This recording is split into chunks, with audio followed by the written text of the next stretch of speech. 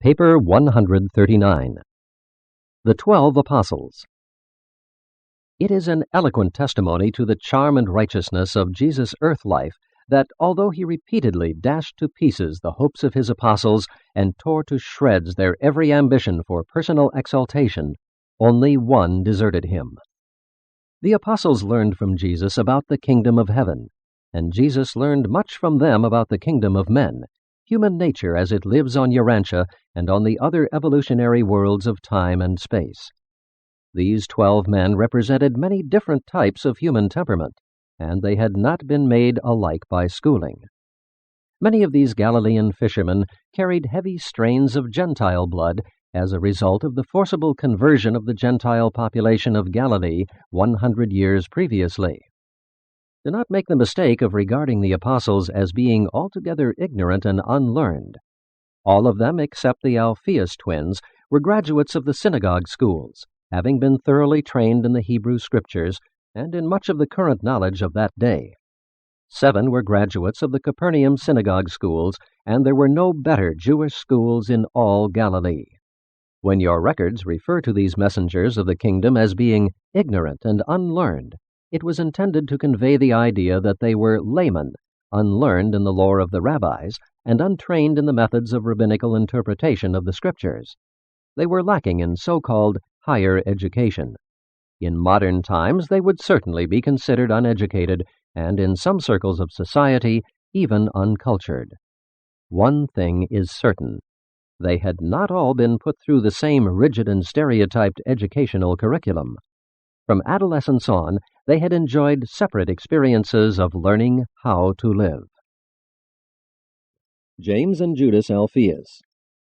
James and Judas, the sons of Alpheus, the twin fishermen living near Caressa, were the 9th and 10th apostles and were chosen by James and John Zebedee. They were 26 years old and married, James having 3 children, Judas 2. There is not much to be said about these 2 commonplace fisherfolk. They loved their master and Jesus loved them, but they never interrupted his discourses with questions. They understood very little about the philosophical discussions or the theological debates of their fellow apostles, but they rejoiced to find themselves numbered among such a group of mighty men. These 2 men were almost identical in personal appearance, mental characteristics, and extent of spiritual perception. What may be said of one should be recorded of the other. Andrew assigned them to the work of policing the multitudes. They were the chief ushers of the preaching hours, and in fact the general servants and errand boys of the 12. They helped Philip with the supplies. They carried money to the families for Nathanael, and always were they ready to lend a helping hand to any one of the apostles. The multitudes of the common people were greatly encouraged to find 2 like themselves honored with places among the apostles. By their very acceptance as apostles, these mediocre twins were the means of bringing a host of faint-hearted believers into the kingdom. And, too, the common people took more kindly to the idea of being directed and managed by official ushers who were very much like themselves. James and Judas, who were also called Thaddeus and Lebbaeus, had neither strong points nor weak points. The nicknames given them by the disciples were good-natured designations of mediocrity. They were the least of all the apostles. They knew it and felt cheerful about it. James Alpheus especially loved Jesus because of the Master's simplicity. These twins could not comprehend the mind of Jesus, but they did grasp the sympathetic bond between themselves and the heart of their Master. Their minds were not of a high order. They might even reverently be called stupid. But they had a real experience in their spiritual natures. They believed in Jesus. They were sons of God and fellows of the kingdom. Judas Alpheus was drawn toward Jesus because of the Master's unostentatious humility. Such humility linked with such personal dignity made a great appeal to Judas. The fact that Jesus would always enjoin silence regarding his unusual acts made a great impression on this simple child of nature. The twins were good-natured, simple-minded helpers, and everybody loved them.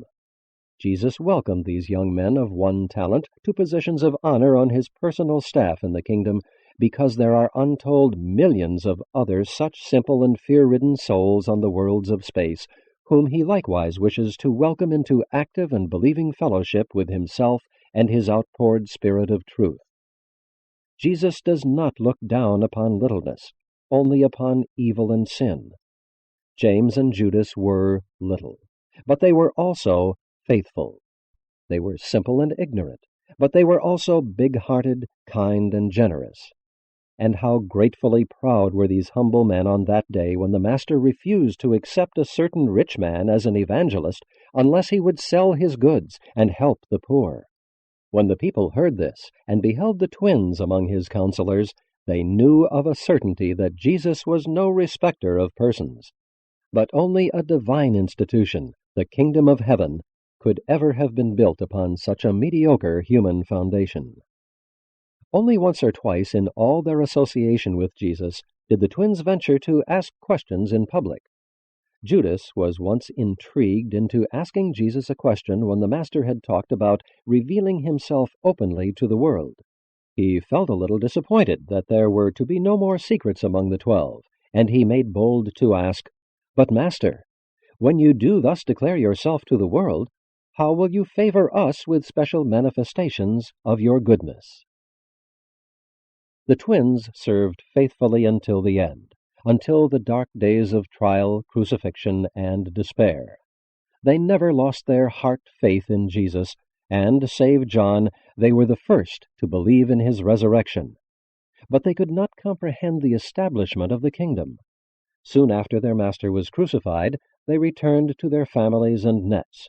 Their work was done. They had not the ability to go on in the more complex battles of the kingdom. But they lived and died conscious of having been honored and blessed with 4 years of close and personal association with the Son of God, the sovereign maker of a universe.